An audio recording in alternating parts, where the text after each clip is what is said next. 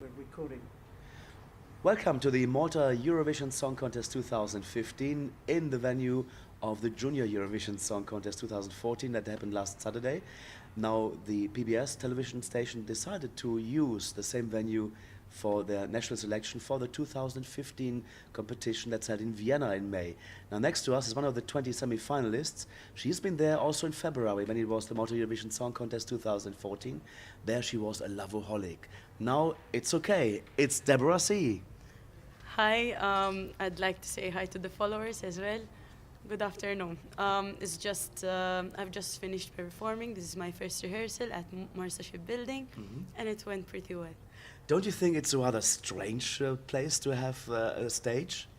I'm used to perform at MFCC because this is my fourth consecutive year, and I mean I got used performing there. But over here, it's totally different. The stage is really amazing. It's bigger. I think here it's really great.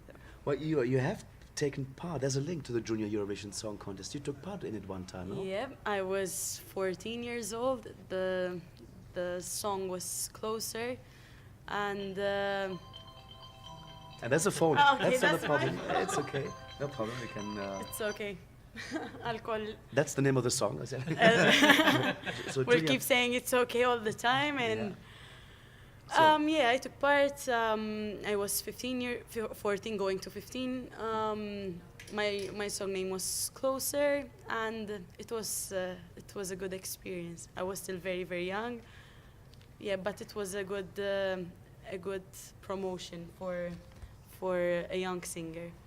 Do you think if it had been you at that age, can you think how you might have felt if it had been you at 14 walking out onto the stage you just walked out on today, as the kids did of that age last week? What sort of an experience do you think that would have been? You mean the same experience of last week? I think for the kids, it's a really great opportunity to come over to Malta, and that's where everyone meets various type of people, and also we get to know different talents as well. This year, I think it's a kind of special one because even the fact that it's going to be held at Marsa Ship Building, I feel that something is very special from previous years. So it's going to be a great experience. I think it's going to be great, and all the singers will give an outstanding performance like the kids did last week. Yes. Well, we think this is very probably the biggest ever stage that a Eurovision national final has ever been put on. It's huge, isn't it? Well, there were some foreigners which were asking us Maltese, what if you win Eurovision, would you be able to organize such a big event, or do you think do you have the venue to organize it? And I think last week and this week we really proved that. So yes, we can do it. The next song you're gonna sing is "Yes We Can." Right? Yes, we can. Probably next year. Now, this year's song is called "It's Okay," and Elton Saab wrote the song together with Matthew Mushu. It's the same team from last year. So how did the decision come up that they either take you in the song, or did you ask them to write a song for you? Basically, after last year's good result, we ended up in top 5, and with Until We Meet Again. And this year we said, why not? Why don't we try again and start working on a new catchy song? Basically, we met up and we started working on something totally different from last year's. But I think I really love the song. It's an acoustic style. It's very simple. Okay, so you see when you're very busy. No problem. This is really Eurovision week. Let's put it on silent. No worries. My manager was calling me. Probably she's searching me for me over here. So yeah, we met up and we said, why don't we work on something very simple, very acoustic. I wanted this sketchy melody. but it's also very different from last year's. I mean, Until We Meet Again, it had it had the trumpet sound, so it was a bit I had this vintage look. Vintage theme, yeah. This year I tend to keep the same image, very simple, but at the same time I wanted a more catchy song which the people can relate to, and which the people can remember and sing along. Because I mean the lyrics are very concise. Everyone can sing it, even just a little kid. In fact, at school where I teach 6 years old. They all know the lyrics. I mean, it's very easy to remember. That's the main aim. You think so? It's easy to remember lyrics? I can't. Yeah. I mean, if you focus on my chorus, it's totally easy. Imagine a 6-year-old can really remember it by heart, so you can as well. So let's have a bit of the chorus, if you don't mind. Okay, so it's okay, things don't always go your way. You got to believe in what will be, bring on the rain. I can take it anyway. And don't you worry about a thing, 'cause it'll be okay. It'll be okay. It'll be okay. Oh, It is a song that has a lot of positivity, a lot Yeah. of nice things inside. So what's the message you want to get across to the listeners and viewers? Yeah, so as I said previously, it's a song that everyone can relate to. Unfortunately, we all go through stuff, through different type of problems, but in life you have to remain positive. You can't keep thinking and worrying about what's going to happen. In Italian you say, che sarà, sarà, what will be, will be. So you have to believe in what will be, will be. And at the end of the day, you have to believe in yourself, and you have to believe that it's going to be okay eventually. Very nice, very nice. Also, I've been... David? Yeah. I was going to ask you, Deborah, today you went out on the stage, you sang your song, which you've been rehearsing, but how do you go about thinking about how you're going to actually stage it on such a huge space? What was the thinking behind that? I guess you started thinking about that some time ago, once you'd been selected for the semi-final. Yep, in fact, we've been going through rehearsals at our studio at home. I mean, we plot our positions, and then obviously we keep in mind that the stage is very huge. But I mean, through rehearsals, what we do during rehearsals, we apply it on stage, and then we adapt to it. So, I mean, it's my 4th year now. I mean, I got used to You it. know So what to expect, yeah, yes. yeah. Veteran of the competition. That's too rude a word. No. So you came off stage today, did your performance, and then of course you have to go in the viewing room to see what it's looking like for the TV viewers. And how did it look for you, to the expert eye? Okay, so we had to do some little changes there and then, and the rest all looks pretty well. So And they've got I did my best, and the rest is up to God now. they've certainly got some amazing backdrops with the technical, with the screens. And did you have any input into what you wanted to be displayed behind you while you were singing it? Yes, in fact, I think the backdrop complements the theme of the song, and I mean, everything complements and is amalgamated together. The song is very simple in itself, so and it has this country element in it, just a little bit. So I wanted some country elements, maybe grass, just a bit of flowers. But then I mean, they are professional enough, and it's their job. I mean, I'm not an expert doing graphics or something, but I just gave them my opinion, and And they developed your initial idea. And now I'm really happy And with you're happy the what result. That's good, that's good. Deborah, you have been also visiting other countries like Russia, Belgium, Sweden and Germany to record music. Yeah.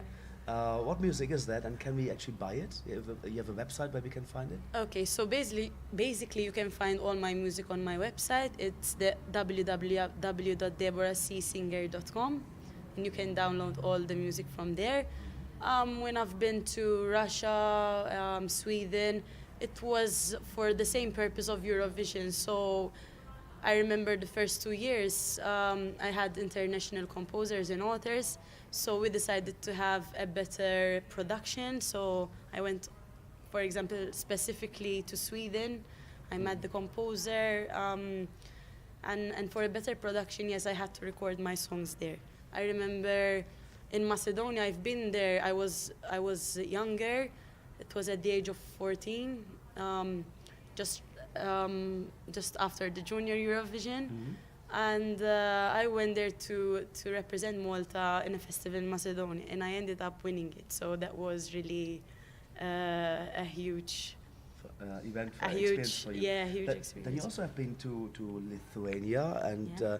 you did a music video for "You Make Me Go." Yeah. Ooh, was it Yeah. the song? You Make Me Go was my first experience over here with regards to Eurovision, and basically it went really well on radios after the competition, and it was on top 9, if I remember well, on the charts. So we decided to make this special video for that song. We made a remix. I was collaborating with DJ Toby, so he did the remix, and it was sounding more like for clubs and stuff like that. And then we decided to. I had some friends in Lithuania, and we were in contact with each other, and they told me, "Why don't you come over and we'll film it here?" And it was a kind of different experience, because I am used to shoot videos over here locally, but when you go abroad, it's something very different. It's not that here we don't have the right people or thing. I mean, we have, and we've got a lot of talent here, but it's a nice experience to try something out of your country.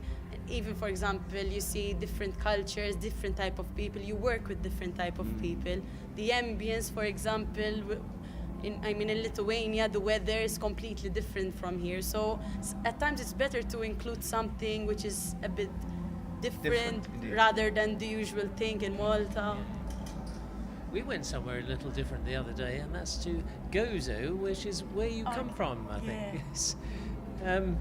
We did notice we had a lovely time, but the roads are very bumpy in Gozo, we thought.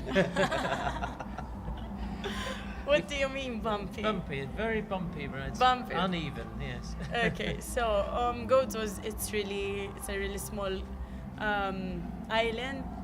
I was born there at the small village of Ainsilem, but when I was 19 years old, I decided to come over to Malta to study at university, to continue developing my singing skills, because I mean over there, okay, I've got my family, I still got some friends, but I mean, even to work, when it comes to work, I mean, you have to find new opportunities. Yes, So basically, I had to move over to Malta and dedicate my whole life living here, basically. At first, it was a bit hard to accept it, because I had to live far away from my family. Far away? Okay, An hour. For you it's not far away, but I mean I have a very busy schedule, and like I can't go every day. Okay, it's a 1 hour. It takes 45 minutes to get to Turkey or less, and 25 minutes ferry. So, but like I can't travel every day to see my parents. I wish, but I can't do it. I'm living a very busy and hectic life. I mean, now my priority is singing, my job as a teacher. So I try to go there during weekends and visit my family, because I miss them so much. And I mean, they really support me, especially during Eurovision times. They come over to see me, and even Gozitenza. Like, there will be a group they organize to come over. There will be a bus waiting for them at Chirkewa, and they come over. So I really appreciate that. It's a kind of Goziten support thing, and I really do appreciate that. It's a beautiful island, Gozo. We noticed that the pace of life seems to be much slower in Gozo. It's very quiet. And In fact, after the busy routine here in Malta, I'd love to spend like 2 days during the weekend to relax and stay quiet and tranquil. but like I can stay there for 2 days, no more. Yeah? I got really used to this busy life in here in Malta. It's good to have a break, to change a bit the routine, but only for 2 days, no more. I can tell you one of the nice places on Gozo that I visited was Ramla Bay for swimming. It's so beautiful. In summer, it's really tranquil to visit the beaches, but like nightlife is not so. Because I mean, at my age, I'm 24. Imagine you're a 24-year-old and you want to go. It's the weekend and you want to hang out, friends. You want to have fun. I mean, there's only like one club over there. You have to go to the same place. So, in that case, I like to change a bit. We said that, I think, when we were on the way back, said that the nightlife in Gozo wouldn't be as thriving as it is in Patchville. Yeah, I can confirm that now, that I have started living here. But I mean, I still treasure my island, and I mean, it will always remain my native country. No, I mean. Nice, very nice. Deborah, thank you very much for taking the time to chat with us on your busy schedule. All the best of luck for It's Okay on semi-final on Friday. Song number 6. On Friday I will be on number 13. Oh, it's unlucky number or lucky number? I don't really believe in superstition. Let's believe that it'll be okay. Okay. Well done. Thanks very much. Thank you. She's already sang. Yeah, you did sing the song, no? Yeah, I did the chorus bit. That's good.